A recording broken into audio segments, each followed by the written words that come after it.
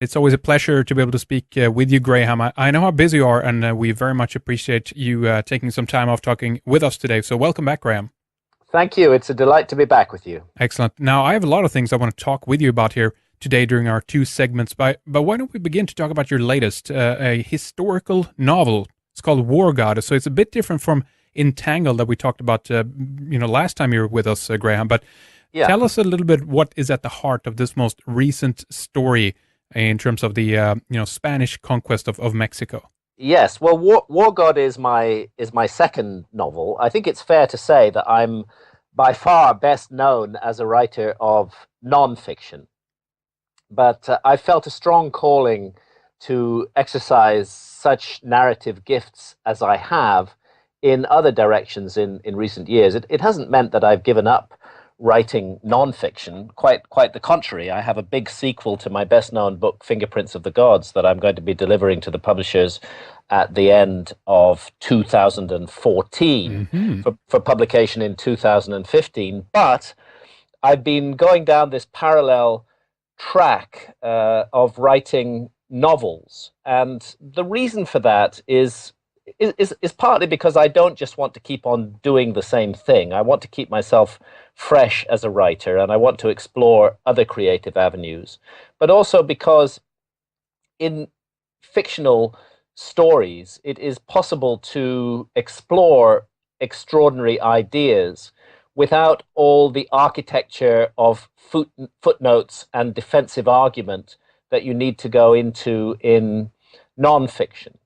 And the particular extraordinary idea that I'm interested in writing a novel about the Spanish conquest of Mexico is the possibility of spiritual forces at work behind history. Um, Demons, in other words. Now, Yeah. you try to write a non-fiction book about that, and you're going to run into trouble with the footnotes pretty quickly. Right.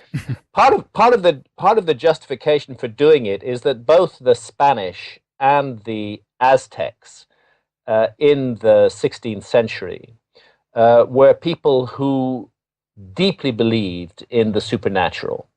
Aztec society has rightly been described as the last magical civilization, but the Spanish were not so different. Supernatural forces played a hugely important role in their lives. Now, it would be the view of modern scholars that that's all just superstition and folly and and childish fancy on the part of the people of those times.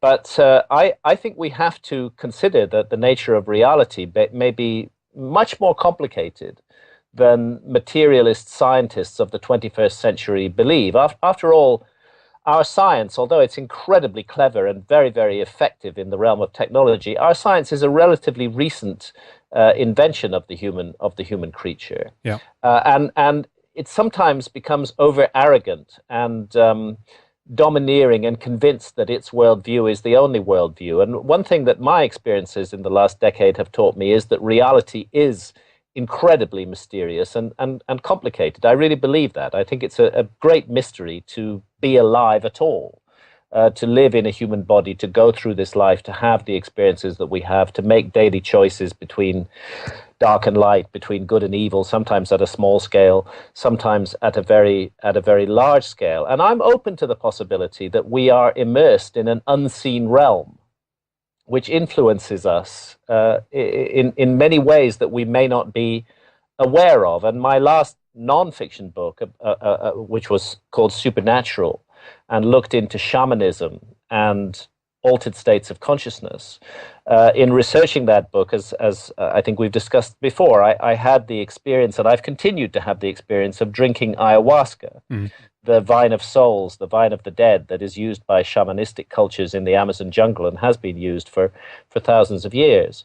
And in the ayahuasca experience, it's very common to, and I have done so many times myself, to encounter what appear to be intelligent entities that communicate with you. And sometimes they communicate in a positive way, but sometimes they can seem very, very threatening and dangerous as well. And we just don't know what these entities are. Are they simply projections of our own minds? I'm perfectly open to that possibility. But or is it possible that what the ayahuasca is doing, what the DMT, the dimethyltryptamine in the ayahuasca is doing, is in some way altering the receiver wavelength of our brain and allowing us to gain access to other levels of reality, which are normally closed off to our senses. And that's certainly what shamans believe. They believe on the ayahuasca journey that they enter into the spirit world and that the entities they encounter are spirits.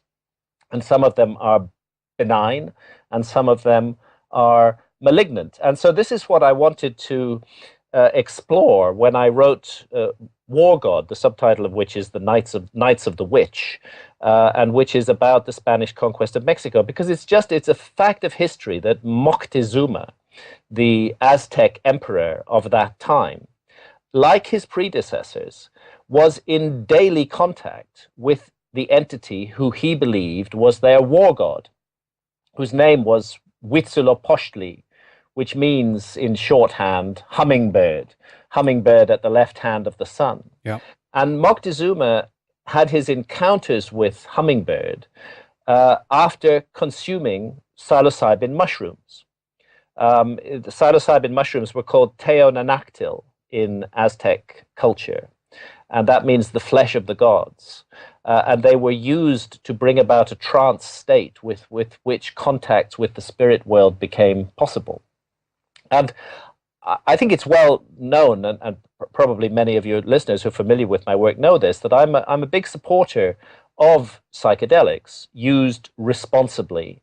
And I believe it is the sovereign right of all adults to make choices as to their own consciousness and whether they wish to have the psychedelic experience or not. Yeah. But it would be wrong to say that psychedelics are all sweetness and light and that everything is rosy in the garden. Right.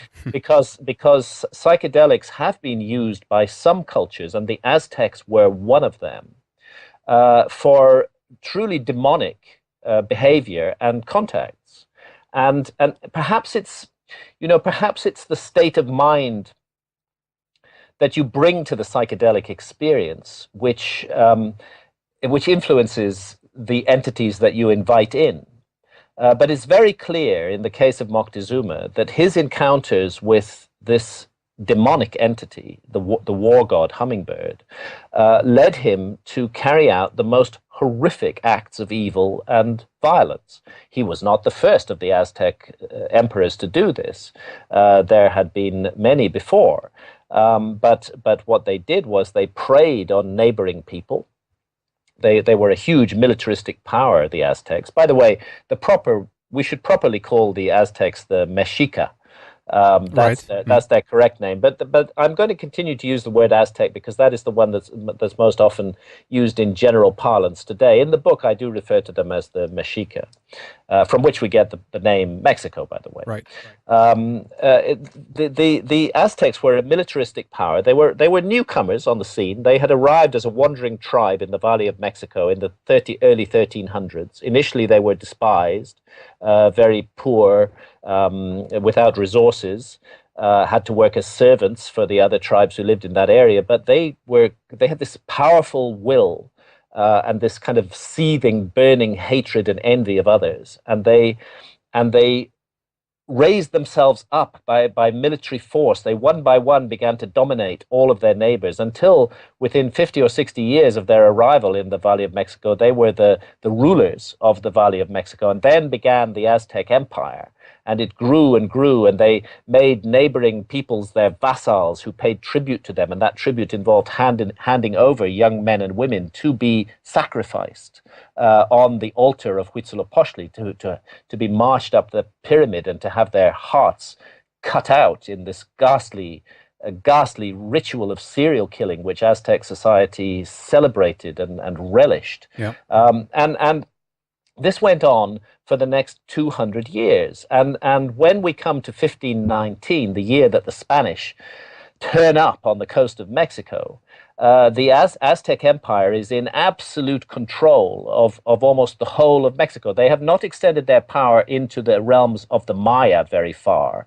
but the whole of the central part of Mexico is completely under Aztec control, and they are bullying and terrorizing all of their neighbors. And there is a neighboring people called the Tlaxcalans who managed to maintain their independence, who the Aztecs fought wars with every year. And those were called the Flowery Wars. And they always used these ridiculous euphemisms for murder, flowery war, but it actually meant it was wars to take human sacrifices, to take victims for human sacrifice, who they would then march up there. First of all, they would fatten them in fattening pens so that they would be delicious and desirable for the god.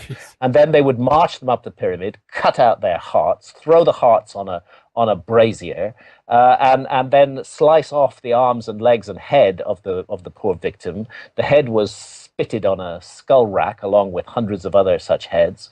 The arms and legs were eaten with chilies and beans, and the rest of the body was thrown down the steps and fed to the wild animals in Moctezuma's zoo. And all of this was in honor of this hideous entity called Huitzilopochtli, hummingbird, who Moctezuma, as I said, regularly encountered in visionary states, and who constantly urged Moctezuma on to more and more acts of horror and violence. Now, again, a modern psychologist would say, well, Moctezuma was just a schizophrenic, and unfortunately he happened to run a country. And this was just his hallucination. But this is what I can do in fiction. I can explore the possibility that these visionary encounters had some reality to them, that there is a spirit world, that there are entities inhabiting that spirit realm which play with human beings, that there are, if you like, angels and demons, that there is a struggle between good and evil in the universe, and that human beings are the focus of that. And in the case of the Aztecs, an evil demonic force had taken control of them and turned them into this murderous power. I mean, I would say, if you imagine a society that was organized by and in the interests of a group of the worst serial killers in history, that would be Aztec society. I refuse to whitewash the Aztecs. There's a politically correct movement that wants to say, oh, they didn't really do that much human sacrifice. And it was all mainly symbolic. Absolute nonsense as far as I'm concerned. I've read the accounts of the time. I've studied it in depth, and they were just murderous killers. That's what they were, and I will not excuse them for that in any way. Now, on the other side, this is why the story is really so fascinating to me. We have the Spanish, and the Spanish are also murderous killers. Spain in 1519, not many years before, just in 1492, they had completed what is called the Reconquista. They had reconquered Spain from the Moors. The Islam had held large areas of Spain for 700 years, and the indigenous Spanish, the Castilians, Aragonese, and others had gradually driven them out of Spain. And that driving of the Moors out of Spain was completed in 1492, the very year that Columbus crossed the Atlantic and, first of all, supposedly discovered the New World. So the Spanish were, following the expedition of Columbus, the Spanish were, first of all, intensely militaristic people who had been fighting 700 years of holy war, as far as they were concerned, in the name of their god. And secondly, they were just greedy for gold and wealth. And that's what they went to the New World for. And they settled first on the islands of that we know today as Cuba, and then Haiti and the Dominican Republic, which were then called Hispaniola. So Cuba and Hispaniola. And there they remained for the next 20 or 30 years. They were aware that there was a mainland, but they weren't ready to go for it yet. They didn't feel they had the forces. They weren't sure exactly what was going to be waiting them on the mainland. So first of all, the Spanish concentrated on the complete annihilation of the indigenous populations of Cuba and Hispaniola, who were called the Taino Indians.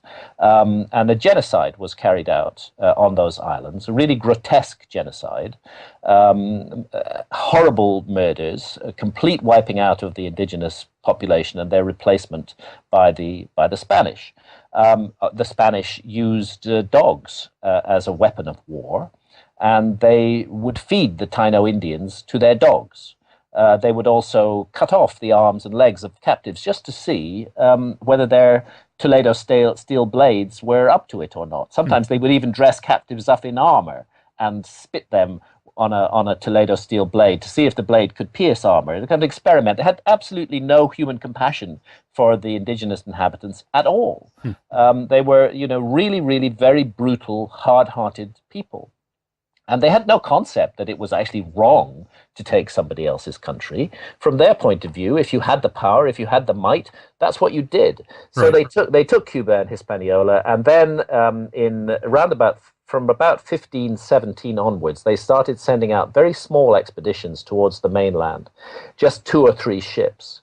And one of these expeditions, led by a man called Hernandez de Cordoba, had a battle with the Maya in the Yucatan. He went there with 100 men, and the Maya, the Maya did not appreciate the arrival of the Spanish on their coast, especially since the Spanish immediately tried to convert them to Christianity.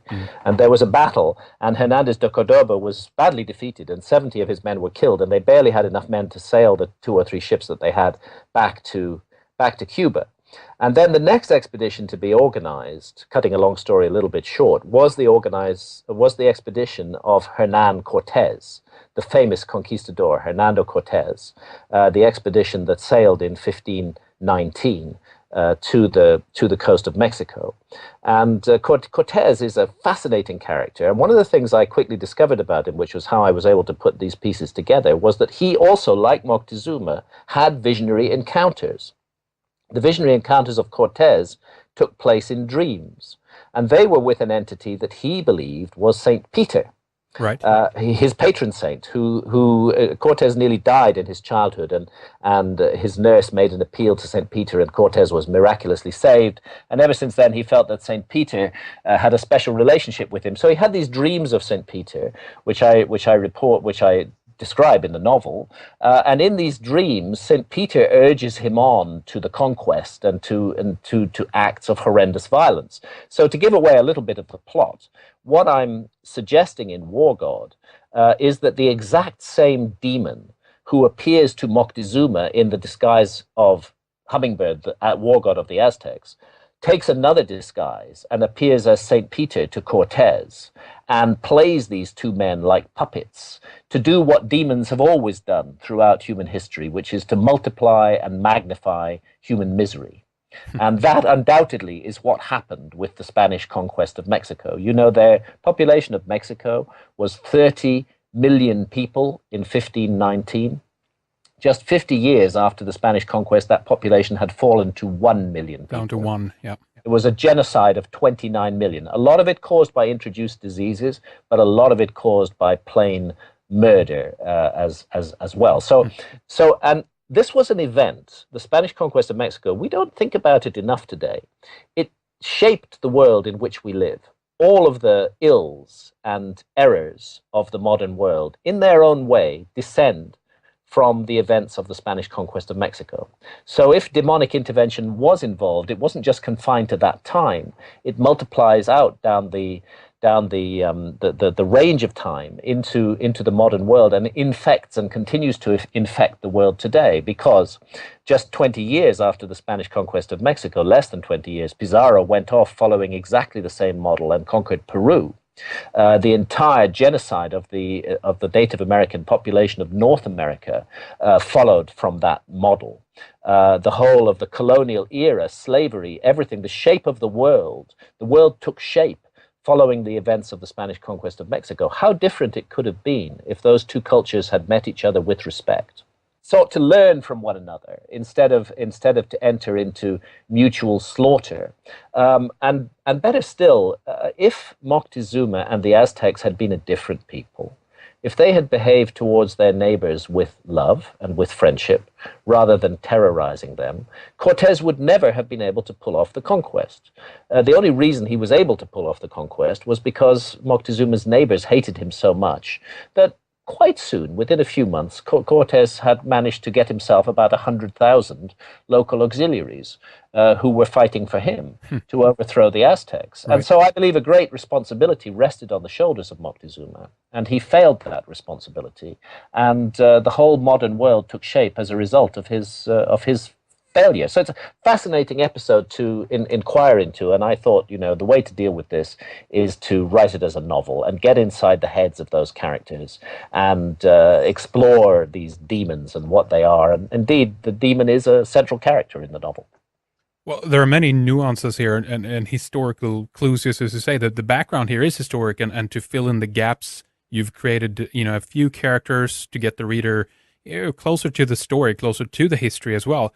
But yet it feels like, Graham, when I'm reading about the book and what you're saying, that you're also trying to find something that explains this extraordinary historical event of murder and genocide, and finding something else that must be driving it, that it cannot solely be in the hands of human beings. That's how you're feeling, right? So something Well, must be behind Moctezuma and Cortez. There just has to be something supernatural. there doesn't have to be, but I think it's an interesting possibility to inquire into, and one can inquire into it in a world of in a novel of fantasy and fiction much better than you can in a non-fiction book.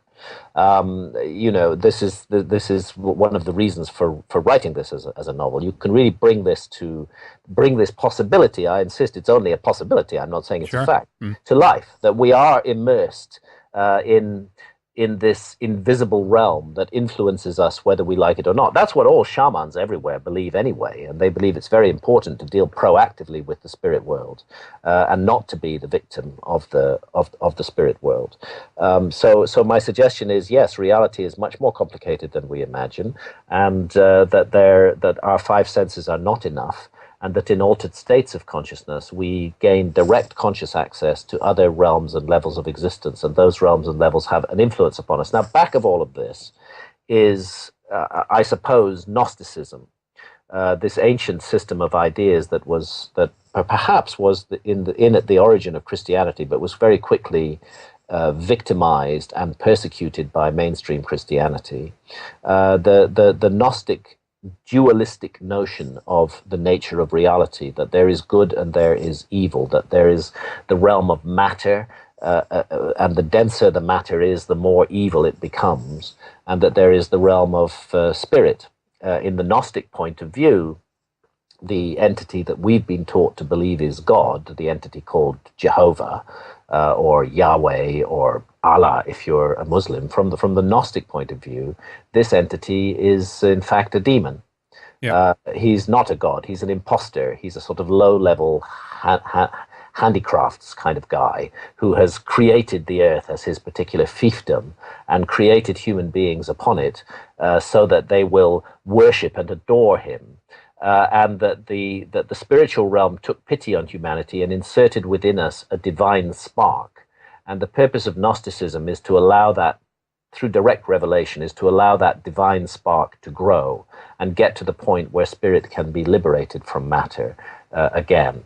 And from the Gnostic point of view, the so-called God, Yahweh, Jehovah, is his project is to keep humanity imprisoned in matter. And in this process, he has archons, evil angels, who assist him.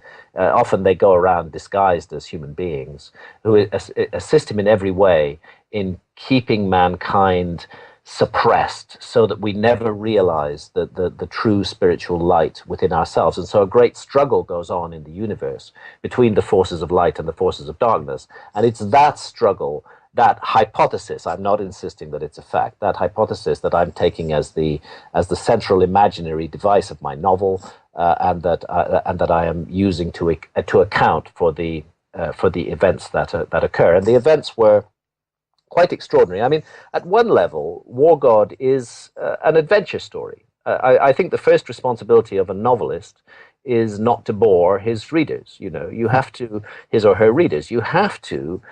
If you're going to write a novel, it's got to be fun to read. It's got to be something that the reader is going to want. Well, perhaps not fun, but compelling. Right. The reader wants to keep turning the pages. And my goodness, I mean, the events of the Spanish conquest of Mexico, you literally couldn't make them up. Extraordinary, unbelievable things happen. I mean, first of all, there's the disparity in numbers. The Spanish turn up on the coast of Mexico under Cortes in February 1519 with just 490 men in 11 ships. They enter first into the Mayan area of the Yucatan, and their first dealings are with the Maya. But a little further down the road, they're going to encounter the Aztecs, and the Aztecs can put 200,000 men into the field, and they are an experienced military power. And if they catch you, they're going to take you prisoner, march you up their pyramid, and cut out your heart. So they're a very fearsome enemy to confront. And I have to say, although I detest many things that the Spanish did, and it's hard in any way to be sympathetic with their mindset, that these were courageous men. It took extraordinary courage to be prepared to leave everything behind, turn up on the coast of Mexico, and actually sink all your ships, which is what Cortes did. He had holes drilled in the bottom of the ships so that they sank, and then he could say to his men, "We have no choice now. There's no going back. You must either conquer. You must either conquer or die." Right. When you look at the disparity of military forces, it seems almost impossible to believe that the Spanish could win any victories at all. In their first battle with the Maya, before they met the Aztecs, with the Maya at a place called Potonchan on the Tabasco River in the Yucatan, they faced an army of 40,000 men, and there were 490 Spaniards. But the Spanish had a number of advantages. For them, warfare was a science. For the indigenous peoples of the America, warfare was more about taking captives in order that they could be sacrificed. And this was true of the Maya to a lesser extent, as it was of the Aztecs. Secondly, the Maya and the Aztecs were Stone Age cultures. They were highly sophisticated in some ways, but at level of weaponry, they had flint and obsidian blades. So their sword would be a wooden paddle with flakes of obsidian embedded into the edges of it. Yeah. They had no metal weapons, and they used a kind of cotton armor, whereas the Spanish had steel armor. They had swords of Toledo steel. They had guns. They had cannon, a number of small cannon called falconets, and a few larger ones called lombards, which fired that horrific weapon of mass destruction called grape shot, tiny little balls of metal that went whistling out of the mouth of the cannon and would just mow down hundreds of men at a time. They crucially had horses. They had 16 horses. Doesn't sound like many, but horses had been extinct in the New World for 12,000 years. And the Aztecs and the Maya had no idea what horses were. So at the very point when Cortes' first battle it seemed certain that his tiny infantry would be crushed by this massive army of 40,000 Maya, Cortes and his 16 cavalry turned up behind Maya lines and charged them. And that charge had a devastating effect on the Mayan army. And I think we can understand why. I mean, the ground is shaking and trembling beneath the feet of these beasts. These are huge, heavy hunters with iron-shod hooves. Mounted upon them are men in silver armor with gleaming lances and swords. They are traveling at 30 miles an hour. They smash into the Mayan army with a colossal shock. And the Maya didn't know what they were dealing with. They actually, if you look at the contemporary accounts, you find that they and the Aztecs initially thought that this was some kind of supernatural being. Right. That it was a mixture of a deer and a man, a hybrid creature. And they had no tactics for dealing with it. European armies had tactics, infantry had tactics for dealing with a cavalry charge, which had been developed over thousands of years. The Native American armies had no such tactics, so they were devastated by cavalry, and they were devastated as well by the use of dogs by the Spanish. Right. And I go into this at some length in the novel because it's really quite gruesome but fascinating. See, both the Maya and the Aztecs, they knew about dogs. They had dogs. They had Chihuahuas. That was the maximum size of dog in Mexico. And the Chihuahua, they reared it as a food item, like we rear chickens today. So to confront mastiffs and wolfhounds, which were also armored in steel, which had been trained to relish human flesh, was a devastating shock for both the Mayan and the Aztec armies. So for these reasons, their firearms, their technology, their sheer grim determination, their military science, their cavalry, their dogs, the Spanish were able to turn what seems like fearsome and impossible odds and actually win battles that you would have expected they would be crushed in minutes. And then secondly, there's the cunning, calculating Machiavellian character of Cortez, which again in a novel I'm able to explore in much more interesting ways than I would be in non-fiction. And thirdly and crucially, and what makes the story really interesting to me, is my female characters. I have two leading female characters in the novel. For some reason, when I write novels, I feel more drawn to make my heroes or heroines women than men. And there are two Native American women who are absolutely central to my story. I tell the story through the eyes of a number of different characters. But Tosi, an Aztec witch, aged close to 15, who is just coming into her power. And she is an invented character, but the Aztecs did have witches. And just as the Spanish persecuted witches, so also the Aztecs persecuted witches. So Tosi is one character, and the other is a true historical figure, and she's a lady called Malinal. And Malinal first enters the pages of history when she is given as a slave to Cortez after he defeats the Maya at that battle at Potonchan on the Tabasco River. And she becomes an absolutely crucial figure in the conquest. In fact, Cortez was later to admit that aside from God himself, it was Malinal who gave us this conquest of Mexico. She was an absolutely brilliant woman. She spoke both Maya and Nahuatl. She very quickly learned Spanish, and she became Cortez's interpreter. And when she enters the pages of history, it's already clear, this is why I found her so fascinating, that she has a huge grudge against the Aztecs and against Moctezuma. It's never made clear why. And what I was able to do writing this as a novel was to give her that motive. And we first meet her and the young witch Tosi together in the fattening pen at the foot of the pyramid in Tenochtitlan, the Aztec capital city, waiting to be sacrificed by Moctezuma himself. Needless to say, they escape. And Malinal goes to the coast, and there she is taken prisoner by the Maya and eventually handed on to Cortez. And what she was able to tell Cortez about, the really crucial thing, the crucial piece of intelligence she gave him, was the story of Quetzalcoatl, the bearded, white-skinned god who, according to Mexican tradition, had been a god of peace, but who was driven out in the remote past by the war god. And that a reign of terror was introduced after Quetzalcoatl was driven out. But Quetzalcoatl promised that he would return and that he would overthrow the war god. There was a prophecy that Quetzalcoatl would return, he would overthrow the war god, and he would overthrow a wicked king. And it's clear that Malinal identified initially Cortez with Quetzalcoatl and identified the wicked king as Moctezuma. And so she was able to tell Cortez about this tradition and teach him how he could exploit it. She quickly realized he was no god. He was a man. After all, he eventually became her lover and the father of her child.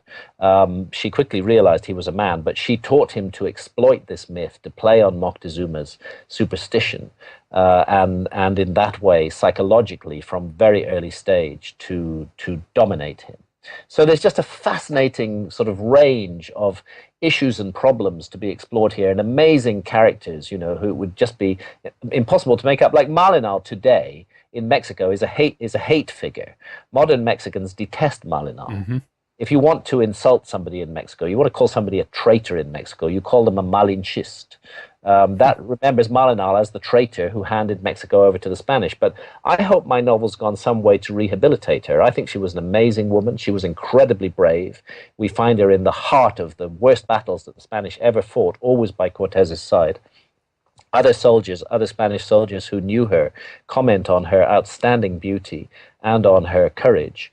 And I think she felt that the regime of the Aztecs was so wicked and so cruel that any measures that were possible to take had to be taken to bring it down. And she used Cortés as her instrument to bring down this cruel regime of serial killers who were running Mexico. What she didn't know was that Cortés, in the long run, and the Spaniards were going to make things even worse. Yeah. But I think her motives were good.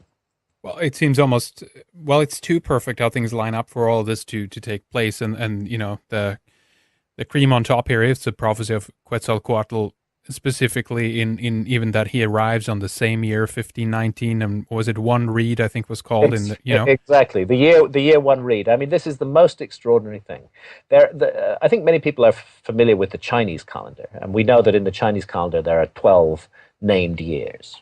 I was born in 1950, which happens to be the year of the tiger. And these 12 years in the Chinese calendar cycle around, and every 12 years the cycle renews. In the case of the Aztec calendar, there were 52 named years. And it so happened that the year in which it was prophesied that Quetzalcoatl would return was the year one reed. And that year was 1519. And the prophecy said that Quetzalcoatl would return in ships that moved by themselves without paddles. And lo and behold, that's what the Spanish had. They had ships with sails. The image of Quetzalcoatl was always as a white-skinned, bearded individual who did not look like a Native American Indian. And again, there's been some attempt at political correctness or sort of revisionist history to airbrush this story out. Right. But that attempt is doomed to failure, because anybody who has traveled in Mexico, who's traveled in the Yucatan, who's gone to the Olmec site of La Venta, for example, and looked at the very ancient stone carvings that are found there and at other sites like Monte Alban.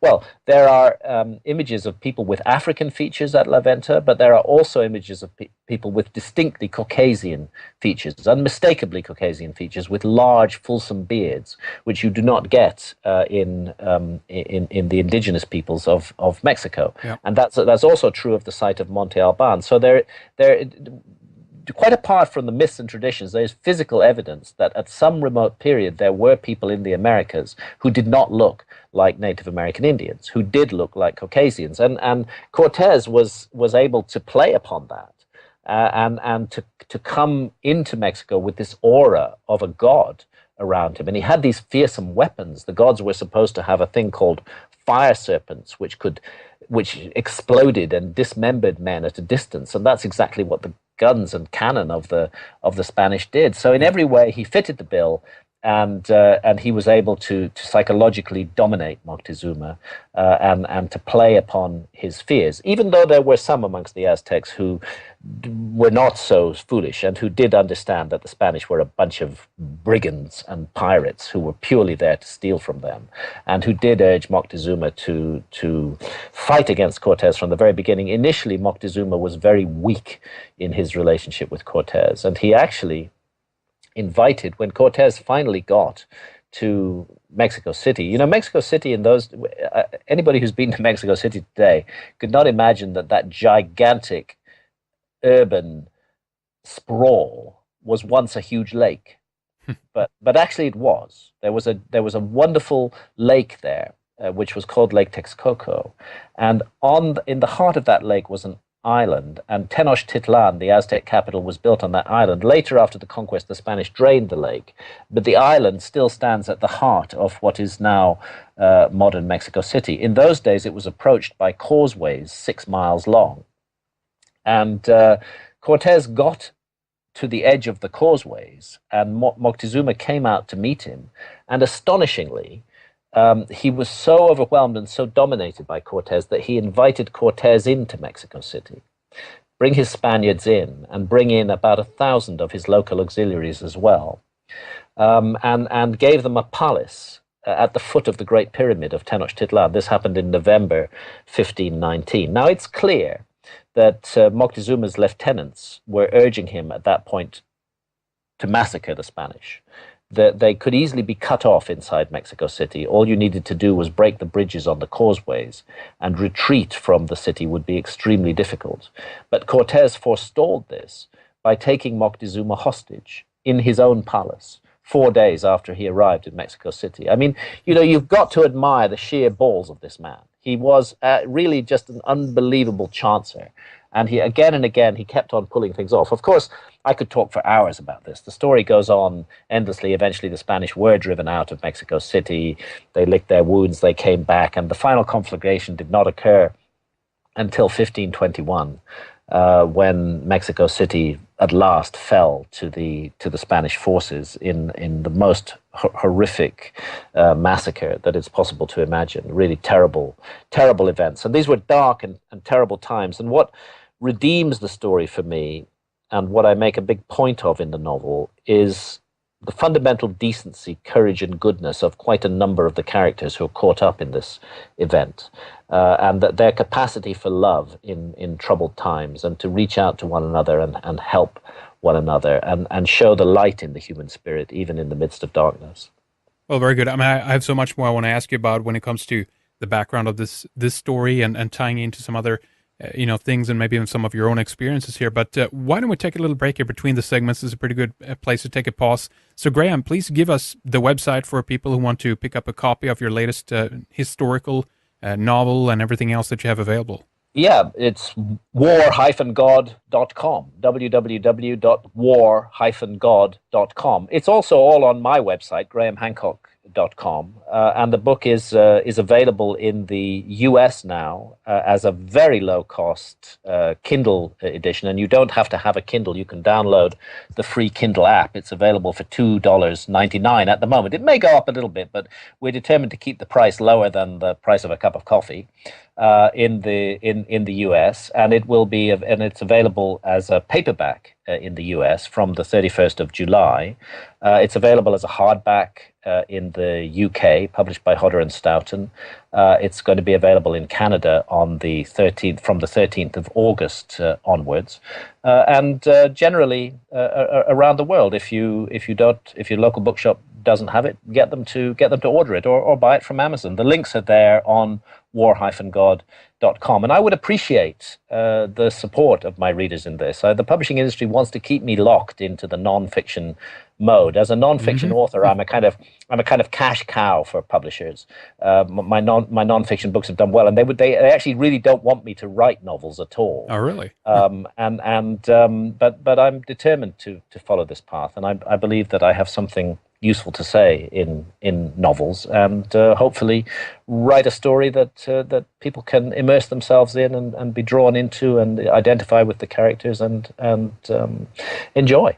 Well, exactly, and it goes in line with so much more that you've written previously, and you have the historical background to the story, and it's just kind of a deepening of, as you enter in with some of the characters, to go along in the story, that you get closer to it, and that's what I think, and you did very well in Entangled, and as I'm listening to it and what I've read so far, I think you do an excellent job in War God as well. Thank you. Well, just to add, on war-god.com and on grahamhancock.com, there's 4 free chapters to read from the novel. So, people don't have to go and buy it on chance. They can read some chapters.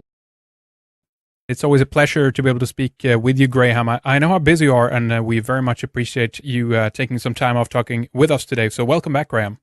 Thank you. It's a delight to be back with you. Excellent. Now, I have a lot of things I want to talk with you about here today during our 2 segments, but why don't we begin to talk about your latest, a historical novel. It's called War God, so it's a bit different from Entangled that we talked about last time you were with us, Graham, but tell us a little bit what is at the heart of this most recent story in terms of the Spanish conquest of Mexico.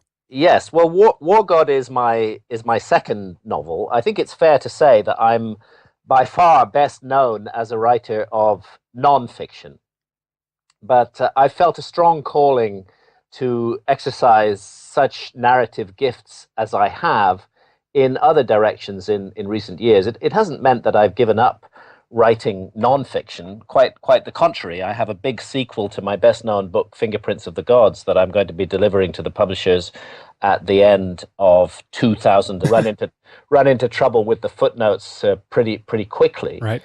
Part of the justification for doing it is that both the Spanish and the Aztecs in the 16th century were people who deeply believed in the supernatural.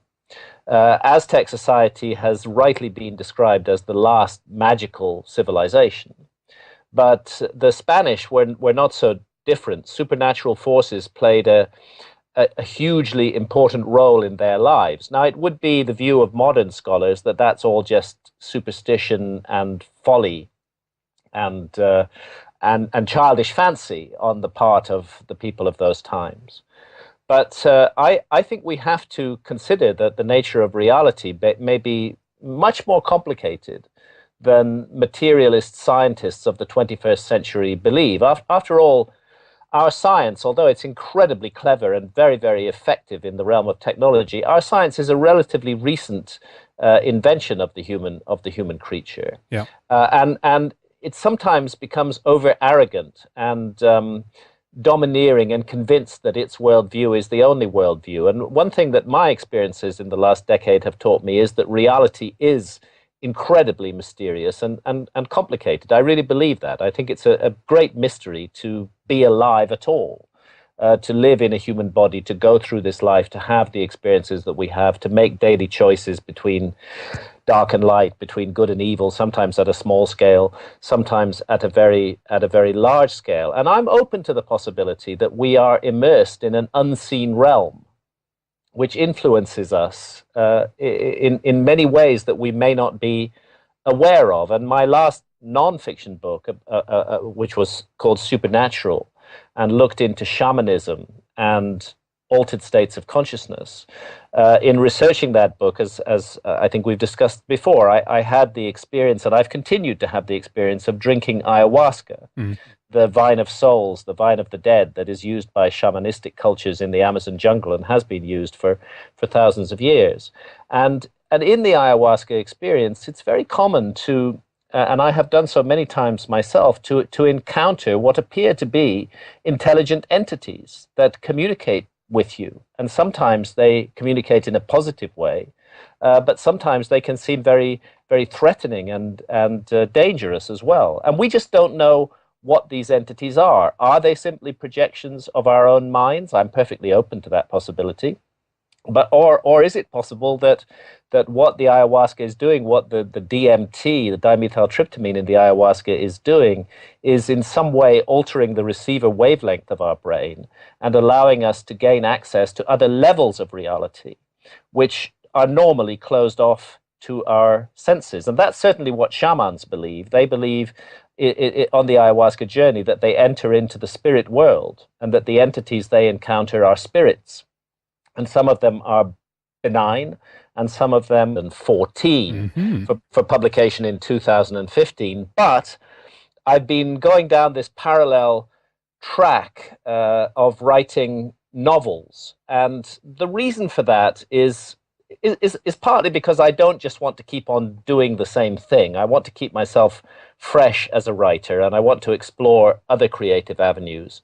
But also because in fictional stories, it is possible to explore extraordinary ideas without all the architecture of footnotes and defensive argument that you need to go into in nonfiction. And the particular extraordinary idea that I'm interested in writing a novel about the Spanish conquest of Mexico is the possibility of spiritual forces at work behind history. Demons, in other words. Yep. Now, you try to write a non-fiction book about that, and you're going to